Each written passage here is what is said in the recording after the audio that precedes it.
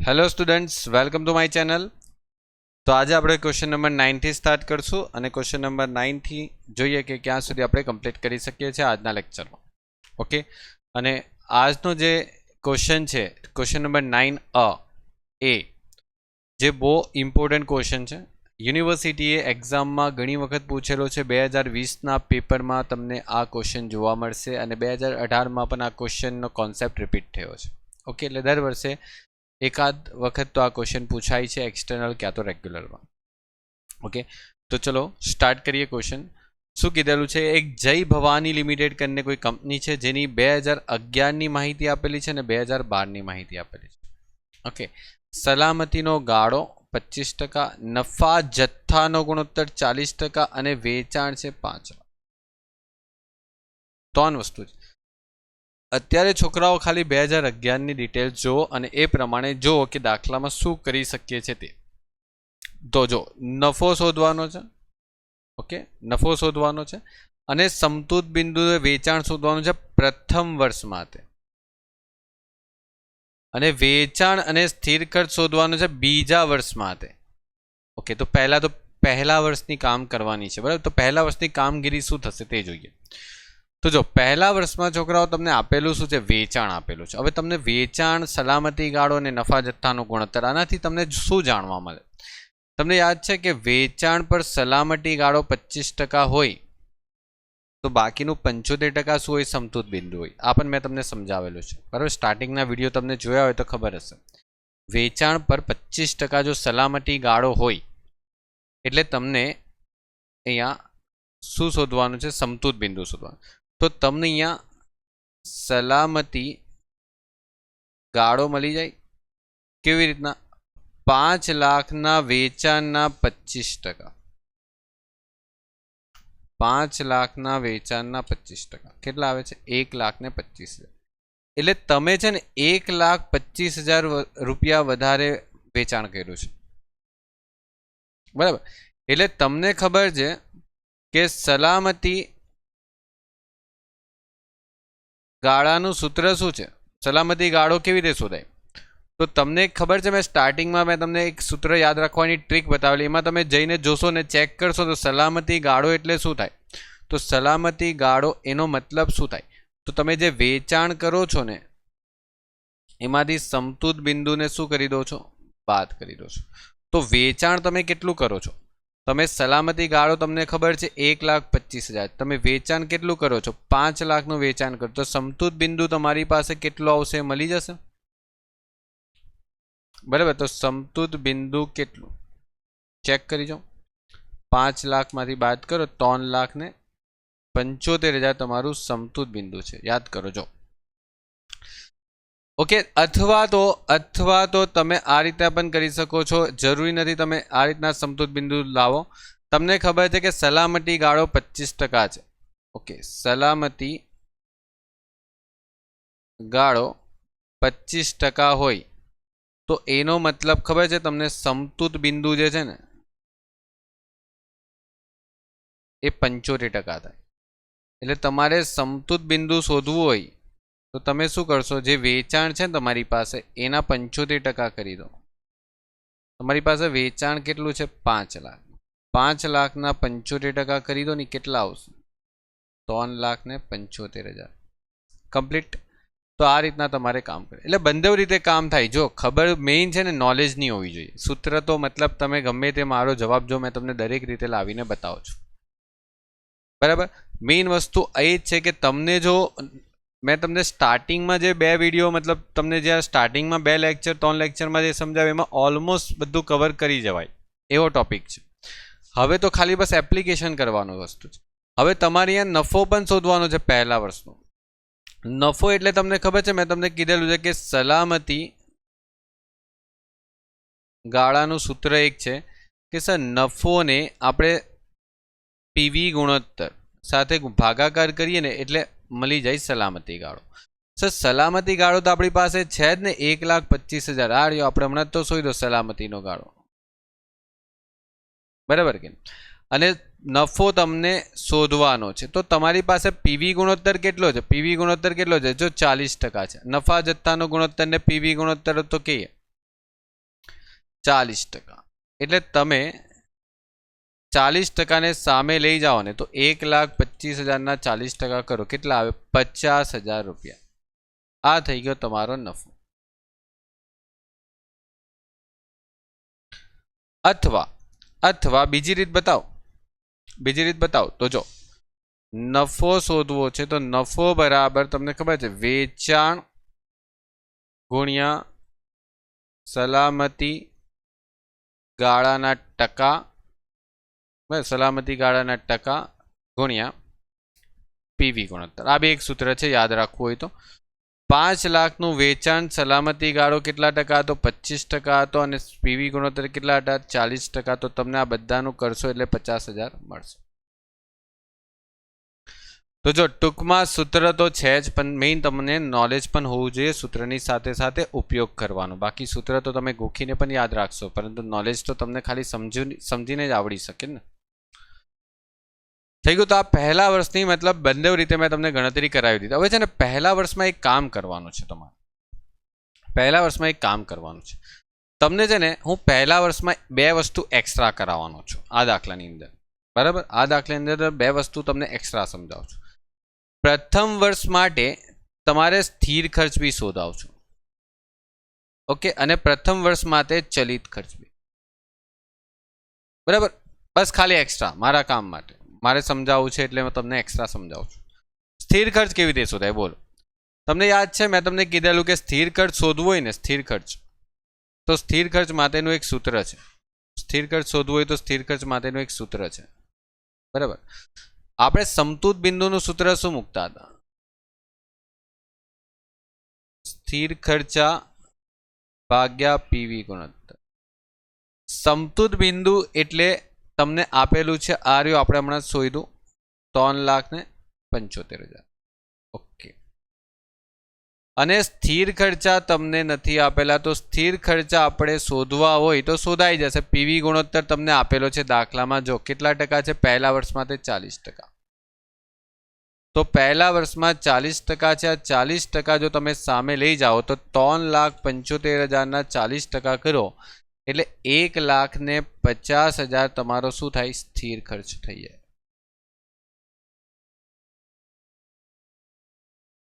બરાબર, કમ્પ્લીટ. અને ત્યારબાદ તમને ચલિત ખર્ચ શોધવો હોય તો મેં તમને યાદ છે એક વસ્તુ બતાવેલું છે કે જો છોકરાઓ કોઈ પણ દિવસ નફા જથ્થાનો ગુણોત્તર 40% હોય ને તો બાકીના જે 60% બચી જાય ને એ તમારો ચલિત ખર્ચા જ હોય કે નહીં? આવું મેં તમને કીધેલું છે. 40% હોય ને નફા જથ્થાનો ગુણોત્તર એટલે બાકીના 60% શું થઈ જાય? ચલિત ખર્ચા. અને આ 25% હોય ને એટલે બાકીનું 75% શું થઈ જાય? સમતુત બિંદુ. આ 2 વસ્તુ બી યાદ રાખતા રહેવાનું. હવે જો આપણે કેટલાનું વેચાણ કરીએ છીએ? 5 લાખનું. ઓકે, એટલે આપણું વેચાણ કેટલું છે? 5 લાખ. આપણે ચલિત ખર્ચ કેટલા થાય છે? 60%. એટલે 60% લેખે કેટલા થશે? 5 લાખના 60% કરશો તો 3 લાખ.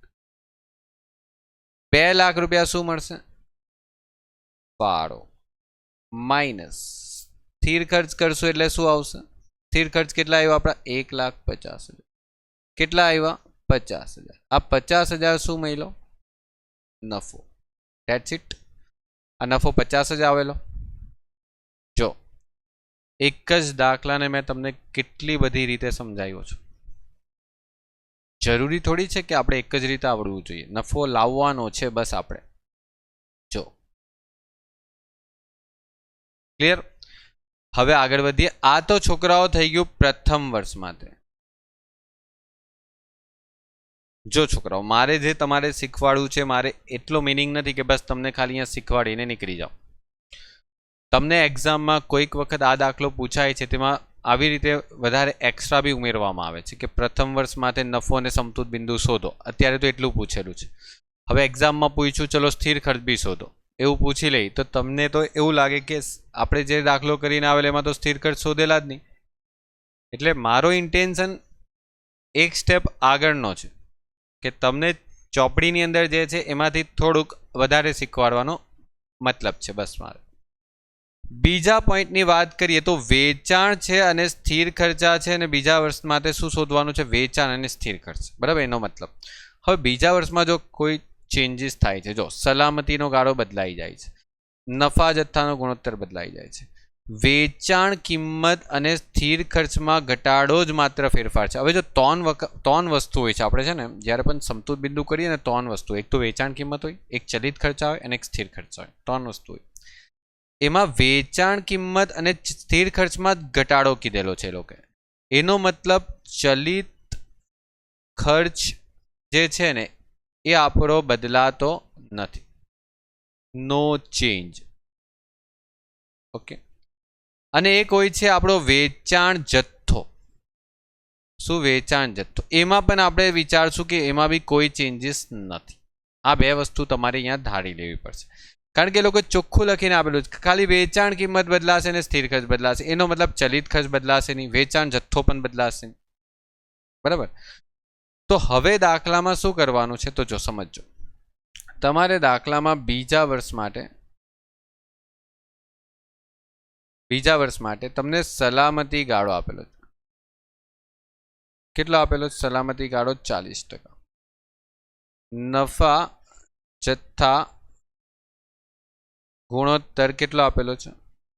25%. હવે તમને ખબર છે નફા જથ્થાનો ગુણોત્તર 25% હોય ને, એટલે ચલિત ખર્ચનો જે ગુણોત્તર છે કેટલા ટકા થઈ જાય?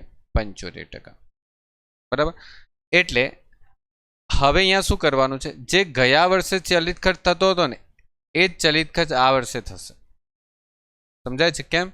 કારણ કે જો તમને દાખલામાં એમ લખેલું છે કે સ્થિર ખર્ચ ઘટે છે, વેચાણ કિંમત ઘટે છે. હવે વેચાણ કિંમત ઘટી જાય એટલે વેચાણ બી ઘટી જાય, બરાબર. તમે વેચાણ કિંમત ઘટાડી દો, બરાબર, તો કુલ વેચાણ જે છે રૂપિયામાં તમારું ગયા વર્ષે 5 લાખ થતું હતું, એ 5 લાખ બી તો ઘટી જશે. ભલે તમે જથ્થો નથી ચેન્જ કરતા, તમારા કસ્ટમર નથી ચેન્જ કરતા, પરંતુ તમે વેચાણ કિંમત ઘટાડશો તો તમારું કુલ વેચાણ જે છે રૂપિયામાં એ તો ઘટી જશે કે નહીં ઘટી જશે? તો વેચાણ કિંમત અને સ્થિર ખર્ચમાં ઘટાડો થાય છે, એટલે ચલિત ખર્ચમાં ઘટાડો થતો નથી, નો ચેન્જ. તો આપણે એવું ધારણા કરશું કે જે ગયા વર્ષે ચલિત ખર્ચ થતો હતો ને, કેટલો થતો હતો? 3 લાખ રૂપિયા. એ ચલિત ખર્ચ આ વર્ષે પણ થશે. ઓકે. તો અહીંયા લખશું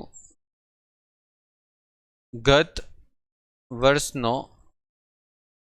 ચલિત ખર્ચ રૂપિયા 3 લાખ ચાલુ વર્ષે પણ થશે, બરાબર. એટલે એનો મતલબ શું થઈ ગયો? તો જો ગત વર્ષે ચલિત ખર્ચ કેટલો હતો? 3 લાખ. તો આ વર્ષે ચલિત ખર્ચ કેટલો છે? 75% છે. એટલે 75% કોના હશે? વેચાણ. તો વિચારો કે આ વર્ષે વેચાણના 75% શું છે તમારી પાસે? ચલિત ખર્ચ થવા જોઈએ. એનો મતલબ એમ થઈ ગયો. તો આ વર્ષે જે વેચાણ છે એ જ તો તમારી પાસે નથી ને, ચલિત ખર્ચ તો ગયા વર્ષના એ સેમ જ રહેવાના છે ને. એ 75% સાથે ભાગાકાર કરશું એટલે તમારું જે વેચાણ જે છે ને એ 3 લાખ ભાગ્યા 75% આવશે, એટલે તમારું વેચાણ 4 લાખ થઈ જશે આ વર્ષે. હવે તમને આ વર્ષે વેચાણ મળી ગયું, તો જો મેં તમને શીખવાડી રહ્યું છે હમણાં જ કે નફા જથ્થાનો ગુણોત્તર 25%, તો ચલિત ખર્ચ કેટલો આવશે? 75%. તો સલામતી ગાળો 40%, તો એની સામે સમતુલ બિંદુ કેટલા ટકા હોય? 60% હોય. હવે બીજા વર્ષે શોધવાનું વેચાણ તો મળી ગયું, કેટલા રૂપિયા? 4 લાખ રૂપિયા. તો એ લોકોએ શું શોધવાનું કીધું છે? બીજા વર્ષે વેચાણ અને બીજા વર્ષના સ્થિર ખર્ચા. તો બીજા વર્ષના સ્થિર ખર્ચ શોધવા માટે પહેલા શું કરશું? સમતુલ બિંદુ શોધશું બીજા વર્ષનું સમતુલ બિંદુ કેટલું આવશે? તો જે વેચાણ છે ને એ વેચાણના કેટલા ટકા થવા જોઈએ? 60% સમતુલ બિંદુ થવા જોઈએ, કારણ કે સલામતી ગાળો 40% હોય તો 60% શું હોય? સમતુલ બિંદુ. તો 60% કર એટલે 2,40,000 નું શું થશે? સમતુલ બિંદુ થશે, બરાબર. અને સમતુલ બિંદુનું સૂત્ર શું છે? સ્થિર ખર્ચા ભાગ્યા પીવી ગુણોત્તર. સમતુલ બિંદુ કેટલા છે? 2,40,000. સ્થિર ખર્ચા કેટલા છે? નથી.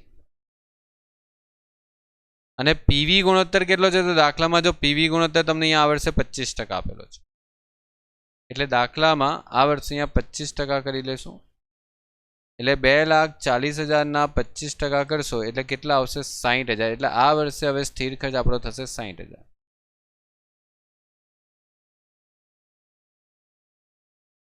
બરાબર. હવે ચેક કરીએ આપણે શું શોધવાનું, તો બધું શોધાઈ ગયું. જો બીજા વર્ષ માટે આપણે વેચાણ શોધવાનું, તો સ્થિર ખર્ચ શોધાઈ ગયું, બંધ થઈ ગયું. 4 લાખ વેચાણ આવી ગયું, સ્થિર ખર્ચ 60,000 આવ્યો. નફો શોધવાનો, તો સમતૂર બિંદુનું વેચાણ બીજા વર્ષ માટે શોધવાનું. સમતૂર બિંદુ તો મળી ગયું, નફો શોધવાનો બાકી રહ્યો. સમતૂર બિંદુ તો મળી ગયું, આ રહ્યું. ઓકે, હવે નફો જ શોધવાનો બાકી રહ્યો. ને નફો પણ શોધવો હોય તો 3 રીતે શોધી શકાશે છોકરાઓ. જો તમને વેચાણ મળી ગયું, કેટલા રૂપિયાનું વેચાણ હતું? 4 લાખ રૂપિયાનું. તમને ખબર છે વેચાણ પછી ચલિત ખર્ચ કેટલા હતા? તો તમને ખબર છે ચલિત ખર્ચ છોકરાઓ આપણે ગયા વર્ષે જે હતા તે થશે 3 લાખ. એટલે 1 લાખ રૂપિયા શું થઈ ગયો આપણો? ફાળો. અને એમાંથી સ્થિર ખર્ચ બાદ કરીએ, ફાળામાંથી સ્થિર ખર્ચ બાદ કરીએ 60,000 રૂપિયા, એટલે તમને 40,000 શું મળે? નફો મળે. હવે ચલો આ મેથડ તમને માઇન્ડમાં નથી આવતી તો તમે એક કામ કરી શકો, એક બીજી રીત બી શોધી શકો છો. તમે અહીંયા સલામતી ગાળો તો શોધી શકો. કેમ? તમને વેચાણ કેટલું આવ્યું? 4 લાખ. વેચાણ 4 લાખ છે ને સલામતી ગાળો કેટલા ટકા છે? જો અહીંયા 40%. તો 4 લાખના 40% કરશો એટલે 1,60,000 રૂપિયા શું આવશે? સલામતી ગાળો. અને નફો શોધવો હોય તો આપણને ખબર છે સલામતી ગાળો અને એને આપણે ગુણાકાર કરવાનું છે પીવી ગુણોત્તર સાથે. યાદ કરો, સલામતી ગાળો કેટલો છે? 1,60,000 અને પીવી ગુણોત્તર આપણો કેટલો આવેલો બીજા વર્ષ માટે? 25% આવેલો ને. આર્યો પીવી ગુણોત્તર 25% નફા જથ્થાનો મળે. તો 1,60,000 25% કરશો એટલે તમને 40,000 રૂપિયા મળશે નફો. જો 40 મળેલો, અહીંયા પણ 40 મળે. ઓકે, તો ગમે તે મેથડથી કરો, મતલબ તમને બસ ખાલી દાખલો વ્યવસ્થિત સમજ પડે તો તમે કરી શકો. બાકી સૂત્ર તો તમને જો મેં કોઈ પણ ઉપયોગ કરીને દાખલાનો જવાબ લાવી શકું છું. ઓકે, બસ તમને મેં જે મેથડ શીખવાડી છે તમને વ્યવસ્થિત આવડવી જોઈએ સ્ટાર્ટિંગમાં. ઓકે, ચાલો નેક્સ્ટ વધીએ આગળ. દાખલા નંબર 2. હવે જો આ દાખલામાં શું કીધેલું છે વાંચો અને સમજવાની કોશિશ કરો. દાખલામાં એમ લખેલું છે કે ગાયત્રી લિમિટેડમાંથી નીચેની માહિતી મળે છે. વેચાણ કિંમત ટન દીઠ, ચલિત ખર્ચ ટન દીઠ. ચલો કેટલું સારું છે. જો નહીં, તમને વેચાણ કિંમત બી આપી દીધેલી છે. કેટલી છે? 500 રૂપિયા. ચલિત ખર્ચા પણ આપી દીધા છે 300 રૂપિયા. એટલે તમને અત્યારે કેટલા રૂપિયા ફાળો મળે છે? 200 રૂપિયા. બરાબર. સમતૂર બિંદુનું વેચાણ એ કુલ શક્તિના 40% છે. એટલે આપણી કુલ શક્તિ 100% આવે. હંમેશા કુલ શક્તિ કેટલી આવે તમને ખબર? 100% આવે. એટલે 100%માંથી ખાલી 40% જ કામ કરીએ છીએ આપણે. 100%ના 40% જ કામ થાય છે. હવે જે 100%ના જે 40% કામ થાય છે, 40% શું છે? સમતૂર બિંદુ છે. તો અહીંયા એક કામ કરીએ, પહેલા આપણે છે ને સમતૂર બિંદુ શોધી દઈએ. સમતૂર બિંદુ શું આવશે? સ્થિર ખર્ચા ભાગ્યા ફાળો. સ્થિર ખર્ચ કેટલો છે? 4 લાખ રૂપિયા છે. ફાળો કેટલો છે? 200. ફાળો કેટલો છે? 200. તો ભાગ્યા 200. હવે 4 લાખના ભાગ્યા 200 કરશું ને એટલે તમને કેટલા મળશે? 2000 એકમ મળશે. બરાબર. હવે આ દાખલાને અહીંયા જરા વ્યવસ્થિત સમજીએ. તો અહીંયા સમતૂર બિંદુનું વેચાણ એ કુલ શક્તિના 40% લખેલું છે. એટલે સમતૂર બિંદુ જે છે એ તમારી કુલ શક્તિ જે છે ને એના 40% છે એવું દાખલામાં લખીને આપેલું. એનો મતલબ એમ થઈ ગયો. હવે સમતૂર બિંદુ તો 2000 થઈ ગયું, તો આપણી કુલ શક્તિ કેટલી? કુલ શક્તિ શોધવી પડશે કે નહીં? તો આ 40% જે છે એને સામે લઈ જાય તો ભાગાકાર થાય કે નહીં 40% સાથે? તો આપણી કુલ શક્તિ કેટલી થશે? 5000 એકમ થશે. 5000 એકમ થશે. ઓકે, 5000 એકમ આપણે કુલ બનાવી શકીએ, એટલે આપણી પાસે બધી શક્તિ આપણે ઉપયોગ કરી લઈએ ને આપણી, તો બી આપણે 5000 એકમ બનાવી શકીએ છીએ ફેક્ટરીમાં. બરાબર. હવે મારી એક વાત સમજજો, જરા અહીંયા ધ્યાન આપજો. આપણે યાદ છે, મેં તમને સ્ટાર્ટિંગમાં જ્યારે ચેપ્ટર ચાલુ ત્યારના વિડીયો તમે જોયા હોય ને લેક્ચર અટેન્ડ કર્યા હોય, તો મેં તમને એમ કીધેલું કે જ્યારે પણ તમે કામ કરો ને, કોઈ બી કામ, તો તમે સ્ટાર્ટિંગ 0 થી કરો. સીધી વાત છે. તમે આજે તમને એમ કેવું કે ચલો આ ચોપડી વાંચી લો, તો પહેલા પેજથી વાંચવાનું સ્ટાર્ટ કરશો. કોઈ પણ કાર્ય સ્ટાર્ટિંગથી કરશો, એનો મતલબ તમે 0 થી સ્ટાર્ટ કરો અને કામ કરતાં કરતાં 100% સુધી પહોંચી શકો છો. That's it. હવે આ શું કહે છે દાખલામાં કે આપણે 40% આપણે જો કામ કરીએ ને, કેટલા ટકા કરીએ? 10%, પછી 20%, અને પછી 30% કામ કરીએ, પછી 40% કામ કરીએ, અને પછી 50% કામ કરીએ, પછી ધીરે ધીરે 60% કામ કરીએ, 70% કામ કરીએ, 80% કામ કરીએ, બરાબર, અને પછી 90% કામ કરીએ. ઓકે, આ રીતના કામ થાય અને ધીરે ધીરે 100% આપણે પહોંચી જઈએ.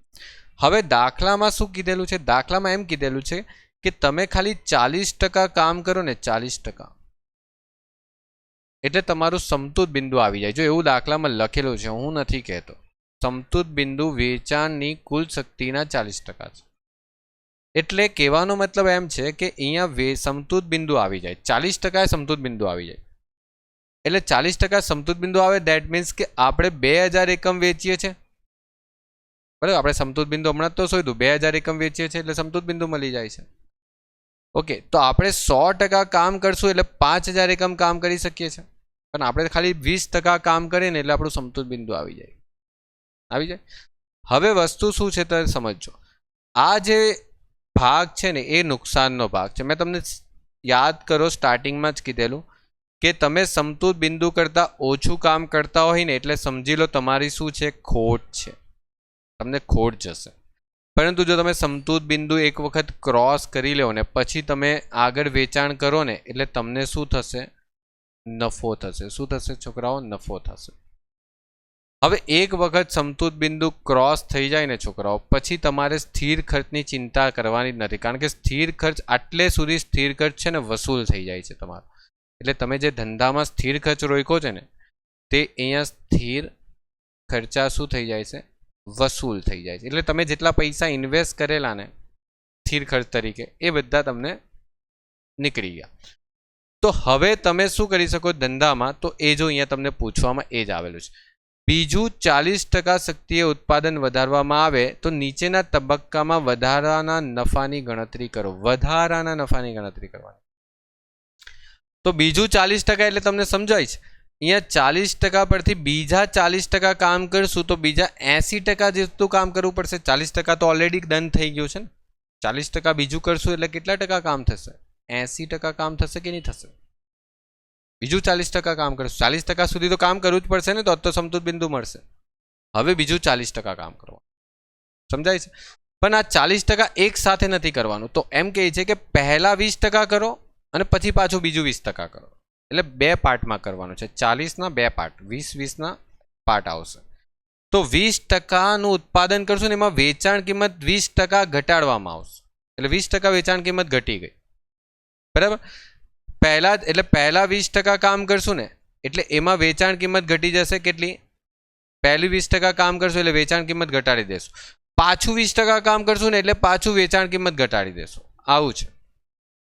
એટલે 20% કામ કર્યું, વેચાણ કિંમત 20% ઘટાડવાની. પાછી 20% બીજું કામ કર્યું તો વેચાણ કિંમત 30% ઘટાડવાની. આવું કહે છે. તો જો પહેલો પોઈન્ટ તમને શું કીધેલું છે કે 20% ઉત્પાદન. આ કયું ઉત્પાદન થયું? 20% વધારાનું ઉત્પાદન લખજો. વધારાનું ઉત્પાદન, કારણ કે સમતુત બિંદુ કરતાં વધારાનું ઉત્પાદન છે. 20% વધારાનું ઉત્પાદન. તો 20% વધારાનું ઉત્પાદન એટલે કેટલું થશે તમને ખબર છે? તો આપણું ઉત્પાદન કેટલું થશે? 5000 તમારી 100%ની કાર્યક્ષમતાનું ઉત્પાદન હતું, એમાં તમે ખાલી 20% વધારે ઉત્પાદન કરો છો. 5000ના 20% કેટલા થાય? 1000 એકમ થાય. હવે તમારી અહીંયા વેચાણ કિંમત કેટલી થશે? તો જો વેચાણ કિંમત તમને ખબર છે અહીંયા 500 હતી, હવે 500 માંથી તમારી વેચાણ કિંમત કેટલી ઘટાડવાની વાત ચાલે છે? 20%. બોલે કે 20% વેચાણ કિંમત ઘટાડી દો એટલે કેટલા રૂપિયા મળશે? 500 માંથી 20% માઇનસ કરો, કેટલા આવ્યા? 400. હવે ચલિત ખર્ચા કેટલા આવશે? તો ચલિત ખર્ચ આમાં 300 થતા હતા તો એ 300 જ થવાના છે એટલે અહીંયા આવશે 100. આ થઈ ગયો ફાળો. બરાબર. હવે તમને નફો શોધવાનો છે ને, તો નફો શોધવાનો છે તો તમારી પાસે વધારાનું ઉત્પાદન કેટલું છે? 1000 એકમ છે. 1000 એકમ તમે વધારે ઉત્પાદન કરશો તો તમને કેટલા રૂપિયાનો ફાળો થશે? 100. એટલે કેટલા રૂપિયા નફો થવાનો છે? 1 લાખ રૂપિયાનો વધારાનો નફો થવાનો. યાદ કરો, મેં તમને કીધેલું કે જેવું સમતોલ બિંદુથી પૂરું થઈને તમે આગળ વધો એટલે નફો થાય પછી. બરાબર. ક્યારે નફો થશે? જો તમારો ચલિત ખર્ચથી વધારે કિંમત રાખેલી હોય તો. હવે અહીંયા ચલિત ખર્ચથી વધારે કિંમત રાખેલી છે 400 રૂપિયા, એટલે તમારે ચલિત ખર્ચ 300 રૂપિયા, એટલે તમારો જે ફાળો છે 100 રૂપિયા 1 એકમ પર સીધો ખિસ્સામાં, એટલે નફો જ નફો છે. હવે બીજું, પાછું 20%નું વધારાનું ઉત્પાદન.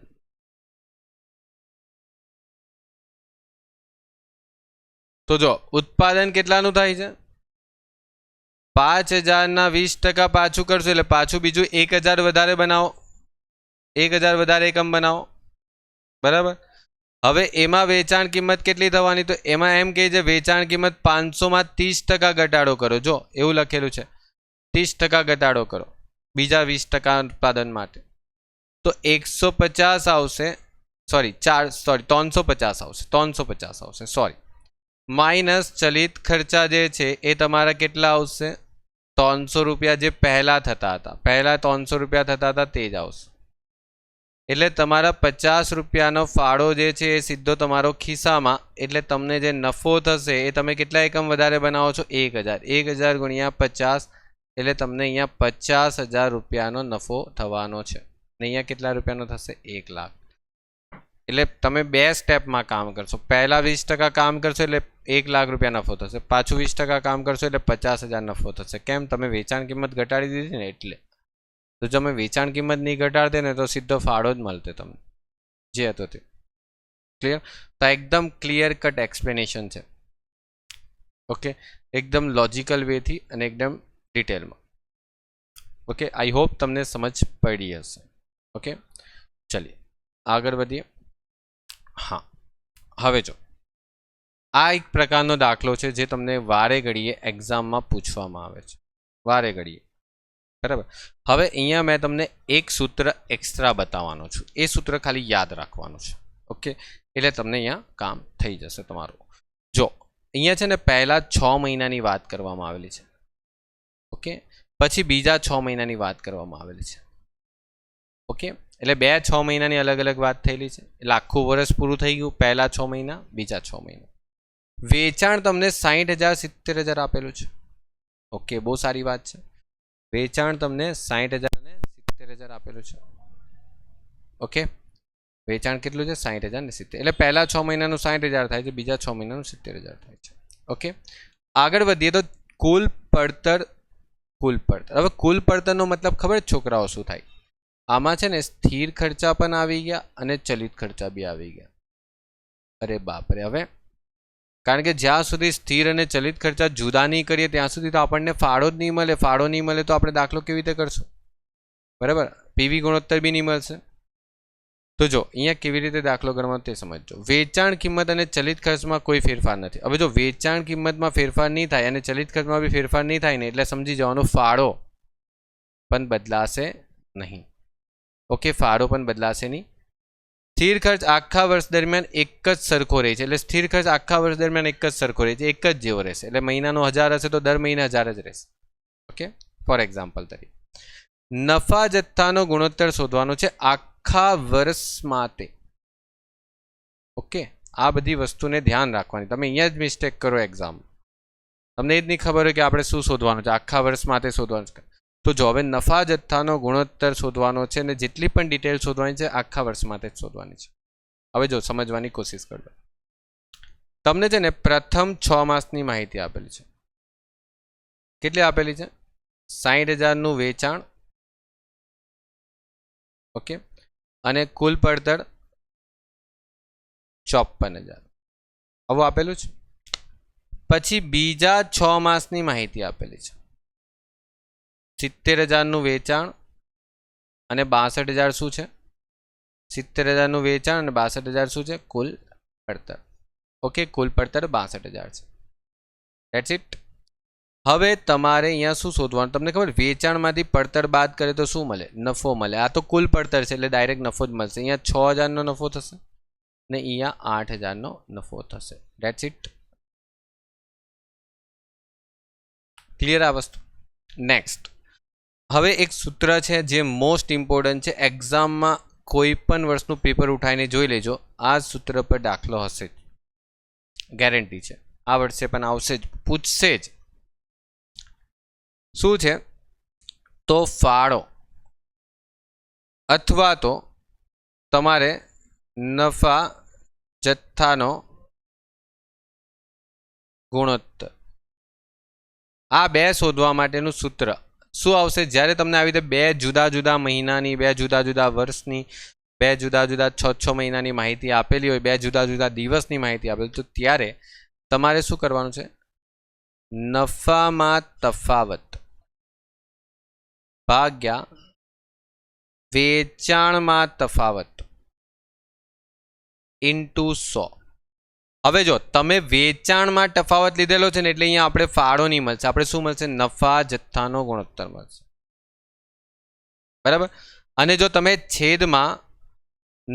છેદમાં તમે વેચાણ એકમ લેવો ને, તો ગુણ્યા 100 નહીં કરો તો તમને નફા જથ્થાનો ગુણોત્તરની તમને ફાળો મળશે. એટલે બંધવ એક્ઝામ, મતલબ બંધવ લખાઈ દઉં છું તમને. જો તમારે ફાળો શોધવો હોય ને, તો તમારે શું સૂત્ર મારવાનું?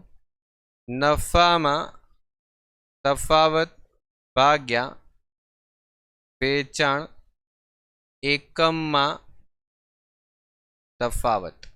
જો તમે આ સૂત્ર મારશો ને, તો તમને ફાળો મળશે. અને કયો ફાળો મળશે? એકમ દીઠ. કયો મળશે? ધ્યાન રાખજો, અહીંયા લખી દઉં છું, એકમ દીઠ.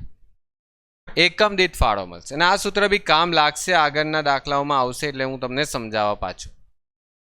બરાબર. એટલે નફામાં તફાવત કેટલો? તમારો અહીંયા નફામાં તફાવત કેટલો છે? જો 6 થી વધીને નફો 8 થાય છે. કેટલો તફાવત આવ્યો? 2,000. વેચાણમાં તફાવત કેટલો છે? 60 થી વધીને 70 થાય છે, એટલે કેટલો તફાવત છે? 10. તો ભાગ્યા કરીને ગુણ્યા 100 કરો ને, કેટલા ટકા આવે છે? 20%. બસ આપણું કામ પૂરું થઈ ગયું. નફા જથ્થાનો ગુણોત્તર 20% થઈ ગયો. હવે તમને અહીંયા સ્થિર ખર્ચ શોધવાના છે. કયા? સ્થિર ખર્ચ. ઓકે, સ્થિર ખર્ચ શોધવાનો છે. તો તમને ખબર છે, તમારે અહીંયા એક જરૂરી વેચાણનું સૂત્ર બતાવેલું મેં તમને સ્ટાર્ટિંગમાં. શું આવે? સ્થિર ખર્ચા વત્તા નફો ભાગ્યા શું આવશે? પીવી ગુણોત્તર, એટલે નફા જથ્થાનો ગુણોત્તર. હવે જો તમને ખબર, જરૂરી વેચાણ તમારી પાસે કેટલું છે? અહીંયા જરૂરી વેચાણ તમારી પાસે કેટલું છે? તો એક વસ્તુનું સમજજો. તમને અહીંયા પ્રથમ 6 માસ અને બીજા 6 માસ, એટલે આખા વર્ષનું કુલ વાર્ષિક કેટલું વેચાણ થઈ ગયું? 1,30,000 થઈ ગયું. 1,30,000. અને આખા વર્ષનો અહીંયા નફો કેટલો થઈ ગયો? 14,000 થઈ ગયો. 14,000. એટલે તમને અહીંયા 1,30,000 આખા વર્ષનું વેચાણ છે. તો આખા વર્ષનો સ્થિર ખર્ચ કેટલો એ આપણને ખબર નથી. તો નફો કેટલો થયો એ બી ખબર થઈ ગયો, 14,000. પીવી ગુણોત્તર કેટલો? તો પીવી ગુણોત્તર છે 20%. કેટલો આવશે? તો ભાગ્યા 20%. હવે આ 20% સામે જાય ને, તો જો 1,30,000 20% કરશો એટલે તમને 26,000 રૂપિયા મળશે. અને પેલા 14,000 સામેથી લાવીએ એટલે માઇનસ થઈ જાય. તો સ્થિર ખર્ચ કેટલા? ચેક કરી લો કેટલા આવે છે. 12,000 આવે સ્થિર ખર્ચ. આ 12,000 સ્થિર ખર્ચ થઈ. હવે તમને આ રીતના નહીં શોધવું હોય તો બીજી રીતે પણ શોધી શકો છો છોકરાઓ. એવું કોઈ જરૂરી નથી તમને આ રીતે શોધાય. જો મેં તમને કીધેલું છે, તમારી પાસે અહીંયા વેચાણ કેટલું છે? તો 1,30,000 છે. કુલ આખા વર્ષનું લેવું છું. જો અહીંયા કુલ આખા વર્ષનું લેવું છું વાર્ષિક. હવે વેચાણમાંથી તમને ખબર ચલિત ખર્ચ કેટલા આવશે, તો મેં તમને હમણાં જ સમજાવ્યું કે જો આ 20% હોય ને તો ચલિત ખર્ચ કેટલા ટકા હોય? 80% હોય કે નહીં? તો અહીંયા 80% કરો ને કેટલા આવે છે? 1,30,000 80% કરો કેટલા આવે છે? કેટલા આવ્યા? 1,04,000 આવ્યા. તો 1,04,000 જો બાદ કરો તો 26,000 આવશે. આ 26,000 શું મળશે? ફાળો. હવે અહીંયા વચ્ચે શું બાદ કરશું? સ્થિર ખર્ચા. હવે સ્થિર ખર્ચ જે બાદ કરશું એ બાદ કર્યા પછી નફો કેટલો મળ્યો છે? 14,000. જો દાખલામાં આપેલો છે નફો 14,000, તો વચ્ચે મને એ કહો ને 26માંથી કેટલા બાદ કરે તો 14 આવે? 26માંથી કેટલા બાદ કરે તો 14 આવે? 12,000 બાદ કરે તો જ 14,000 આવશે ને. તો આ રીતના પણ તો થાય છે. આ લોજિક થઈ ગયું. આ તમને સૂત્ર પ્રમાણે બતાવી દીધું. આ સ્ટેટમેન્ટ પ્રમાણે થઈ ગયું. ક્લિયર? જો ચેપ્ટરમાં સૂત્ર છે નહીં મારા મંતવ્ય પ્રમાણે, સીધું લોજિક છે, ગણતરી છે કે ભાઈ એક બિઝનેસમેન પ્રમાણે કે આટલા રૂપિયામાં વસ્તુ વેચો, આટલા રૂપિયા ખર્ચો થયો, આટલા રૂપિયા નફો છે, તો સ્થિર ખર્ચ આટલા રૂપિયા થયો હશે. That means okay. બાકી પછી તમારી ઈચ્છા છે, તમને અગર સૂત્ર દેખાતા હોય તો સૂત્ર કરો. સમતુત બિંદુ. સમતુત બિંદુ શોધવા માટે તમને ખબર છે એક સૂત્ર આપણે યાદ રાખેલું છે, સમતુત બિંદુ. ઓકે, શું આવશે? તો સ્થિર ખર્ચા ભાગ્યા પીવી ગુણોત્તર. હવે તમે કહેશો સર સ્થિર ખર્ચ 12,000, 12,000 ભાગ્યા સર પીવી ગુણોત્તર 20% આપણે શોધ્યો જ છે. ઓકે, તો ભાગ્યા 20% કરશો એટલે કેટલા રૂપિયા આવશે? સર 60,000 રૂપિયાનો આપણની પાસે શું છે? સમતુત બિંદુ આવી જશે. સમતુત બિંદુ 60,000 આવે છે. ધેટ મીન્સ કે તમારી પાસે અત્યારે જે વેચાણ છે એ વધારે છે. જો 1,30,000 એટલે તો નફો થાય છે. સમતુત બિંદુ કરતાં વધારે વેચાણ કરશું તો જ નફો થશે. અને સલામતી ગાળો શોધવાનો છે. તો જો સલામતી ગાળાનું સૂત્ર શું છે? સલામતી ગાળાનું સૂત્ર શું છે? વેચાણમાંથી શું બાદ થાય? સમતુત બિંદુ. વેચાણ કેટલું છે? 1,30,000. સમતુત બિંદુ કેટલું છે? 60,000. કેટલા રૂપિયાનું વધારે વેચાણ કરો? 70,000. 70,000 શું થઈ ગયો? તમારો સલામતી ગાળો. અથવા સલામતી ગાળો બરાબર નફો ભાગ્યા પીવી ગુણોત્તર. આવું બી સૂત્ર લખાવેલું છે. નફો કેટલો આવ્યો સર? 14,000 રૂપિયા. આ રહ્યો. પીવી ગુણોત્તર કેટલો હતો સર? 20%. કરી જો 70,000 રૂપિયા આવશે આન્સર. Okay, complete. તો જો મતલબ બંને રીતે થાય એવું છે. હજુ પણ તમારી પાસે કોઈ બીજી મેથડ હોય તો કરી શકો છો. તો જો દાખલો એક રીતે નહીં, તમે અલગ અલગ રીતે સોલ્વ કરો. ઘરે જ્યારે પ્રેક્ટિસ કરતા હોય ને ત્યારે એક જ રીતથી દાખલો કરશો ને તો ચેપ્ટર નહીં આવડે. અલગ અલગ મેથડને જોવી પડશે, વિચારવી પડશે, એનાલિસિસ કરવી પડશે તો ચેપ્ટર આવડશે. બરાબર? બાકી તમે એક સૂત્ર મૂકીને બસ જવાબ આવી જ જાય છે તો બસ એ જ રીતે કરશો તો પછી એ એક જ રીતથી આવડશે. બરાબર? આપણી પાસે એક જ જગ્યા પર જવાના બે રસ્તા હોય ને તો એક રસ્તો બ્લોક બી થાય ને તો બીજો રસ્તો બી કામ લાગે. એક્ઝામમાં ઘણા બધા છોકરાઓનું આ જ થાય છે. તમે તો કદાચ અગર જો એક્ઝામ નહીં અપાવી હોય, પરંતુ જે એક્ઝામ અપાવી ચૂક્યા હોય ને એનો ખાલી રિવ્યૂ લેજો આ ચેપ્ટર માટેનો, એ લોકો એમ જ કહેશે તમને કે યાર એક્ઝામમાં આ દાખલામાં અટકી જ જવાય, કશે ને કશે સ્ટોપ થઈ જ જવાય, ક્યાં તો કશે ને કશે રોંગ કરીને આવશે.